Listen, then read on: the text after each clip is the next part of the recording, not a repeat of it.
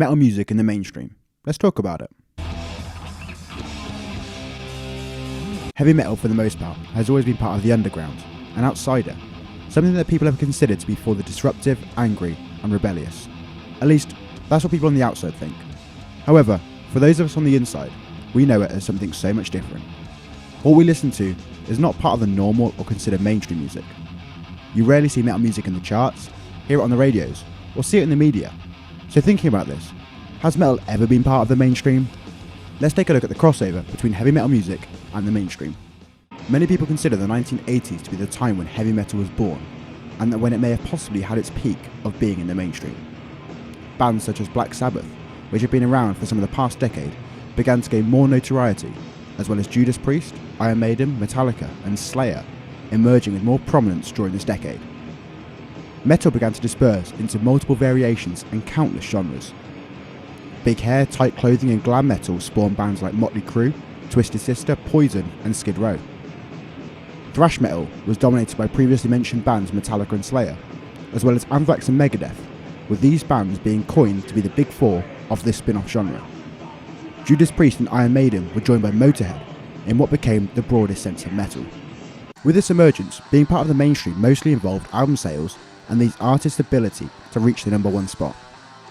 Many bands were able to achieve this goal, including Saxon, Priest, Maiden, Sabbath, Ozzy Osbourne, Motorhead, and Def Leppard, breaking through the status quo of popular music from Michael Jackson, Kylie Minogue and Madonna.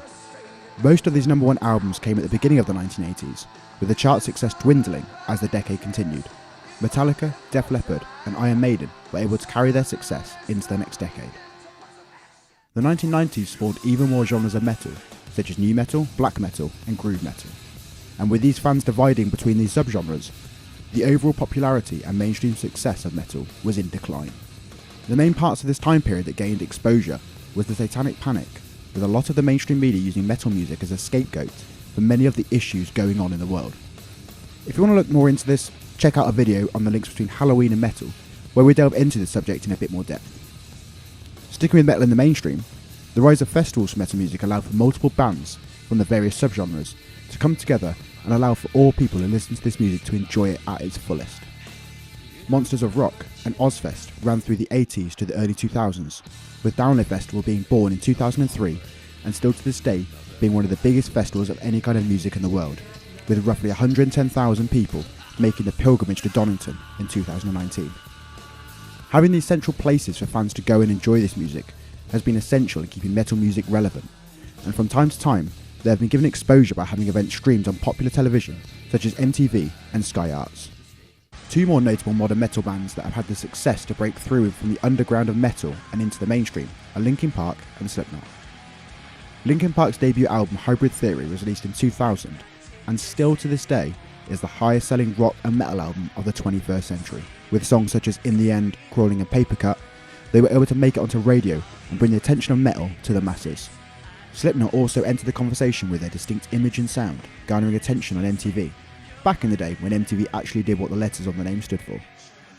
Although early songs in their discography, such as Spit It Out and Wait and Bleed, were able to launch the band into metal superstardom in 1999, it wasn't until 2008's album All Hope Is Gone where Slipknot were able to elevate themselves even higher in pop culture, with radio-friendlier hits such as Psychosocial and Snuff, which were still able to carry the distinctive Slipknot sound, but had the ability to appeal to more of a wider audience than previous songs were able to. Continuing in the modern day, although metal music has taken a backseat in chart success, popular musicians and artists of today have drawn upon metal culture as a part of their image. Examples include Beyoncé using the Slayer logo for part of her tour merchandise in 2016, Zayn Malik using images referencing Slayer and Iron Maiden on t-shirts, as well as Billie Eilish, Rihanna and Justin Bieber selling merch with their names on referencing death metal logos. Even the Kardashians have been seen sporting Slayer merch, with Gary Holt responding in style. Staying on the theme of clothing, faded and worn metal t-shirts of Slayer, Black Sabbath and Iron Maiden have been sold on the high streets in retailers such as Primark and H&M, with even rock bands such as Guns N' Roses and Nirvana being sold as well. Something about the modern day fashion showing these bands has become popular amongst the people who couldn't even name a song from them. We're all about exposure of these musicians that we listen to, but the idea behind wearing band merch to support your favourite artist has then become obsolete. When bands become brands, some heavy music fans can feel like this is outsider culture being taken away by mainstream corporations. Some metal artists have appeared in TV and films, either as themselves or playing other characters. Dude, we're in this. No. Cannibal Corpse appeared as themselves playing a show in 1994's Ace Ventura: Pet Detective, with Jim Carrey jamming out on stage with them. Judas Priest have appeared as themselves in animated form playing a parody of their hit Breaking the Law in The Simpsons. Mastodon made not just one, but 2 appearances as characters in Game of Thrones. 2018 saw the release of Lords of Chaos, a horror film showing a partly fictional, partly true story of the Norwegian black metal scene and formation of pioneers of the genre, Mayhem, with some die-hard Mayhem fans believing the film to be insulting and a caricature of the band's history. Seeing this part of the scene portrayed in cinema is something that is out of the ordinary from what is usually seen in mainstream media. Through the medium of video games, both the franchises of Guitar Hero and Rock Band featured various songs from different subgenres and eras of metal. There's nothing quite like ripping through Raining Blood, pressing those different coloured buttons and rocking out in your living room. The popularity of these games hooked in and inspired a whole new generation of heavy music fans. In more real scenarios, in 2006, the Finnish metal band Lordi performed and represented their country at the Eurovision Song Contest and took first place with their song Hard Rock Hallelujah. Subsequently, Måneskin participated in the 2021 Eurovision Song Contest, also securing a win, and then having their rendition of Beggin' taken the social media world by storm by dominating TikTok. Nurgle, of metal band Behemoth, was a vocal coach on the first season of the Polish version of The Voice in 2011. That in itself seems like a sentence that no one would ever thought to be real, but it's true. Even in the past few years, Twitch has become a platform where musicians in metal have managed to thrive and find new audiences. Straight from the Path drummer, Craig Reynolds, has made waves on the platform, but Matt Heafy, the frontman for Trivium, has not only managed to make a huge success from using Twitch, but the increase in popularity due to his efforts has led him to be a part of the Video Game Awards and multiple Twitch online events. On YouTube, video archivist Hate56 goes around filming bands during their live shows, and based on one of his videos that went viral, the drummer for Jesus Priest, Louis Aponte, was invited to be part of the performance of pop artist Charlie XCX's Saturday Night Live music guest spot.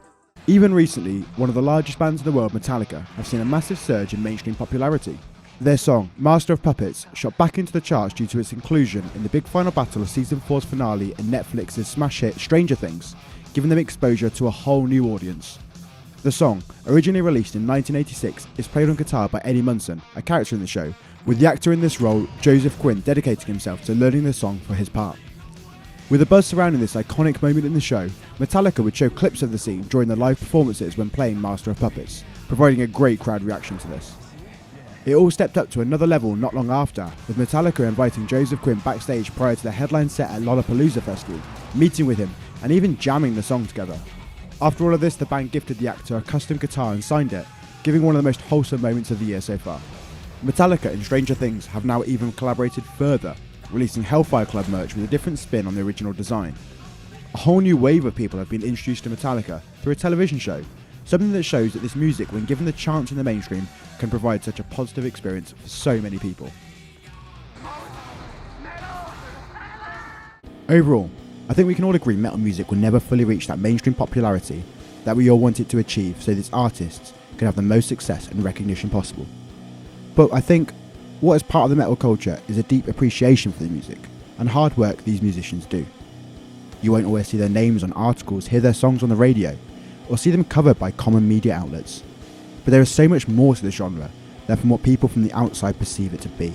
While there will be big crossover bands that will appeal to the wider audience of general music fans, this music is likely not to be one to cater to the mass market.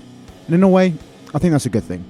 It makes the music we listen to in this genre feel more special, and that it's almost like a secret of how good music in this form can really be. Do you agree with this?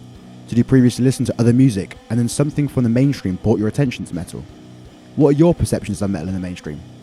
Let us know your thoughts in the comments below, like the video, and subscribe to the channel for more videos discussing different aspects and opinions of metal, reviews of current releases, and for our monthly podcast, which is also downloadable on both Spotify and Apple Podcasts.